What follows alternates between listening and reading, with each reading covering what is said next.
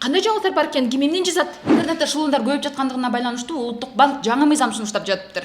Бул мыйзам долбоору аз коомдук талкууга чыкты, ал онлайн кредитке тиешелүү экен. 50 миң сомдон 100 миң сомго чейин онлайн кредит ала турган болсоң, анда ал 4 саатка чейин тоңдурулуп турат экен. А эгерде 100 миң сомдон ашык акча ала турган болсоң, анда аны 12 саатка чейин колдоно албайт экенсиң.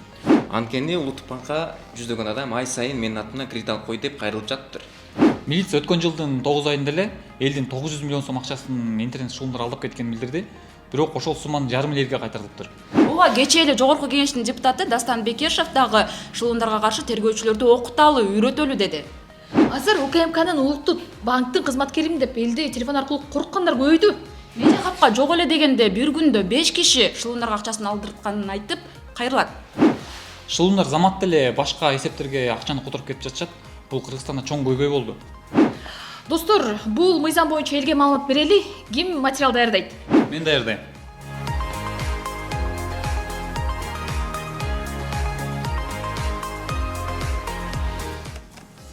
Интернет жокко акчасы төлөнгөн эмеспи? Ошондойго, анда мен интернет төлөп келе алайын. Кой тур, меники мегада, мен азыр силерге Wi-Fi'ди заматта таратып берем. Бизде деген режим модем бекер да.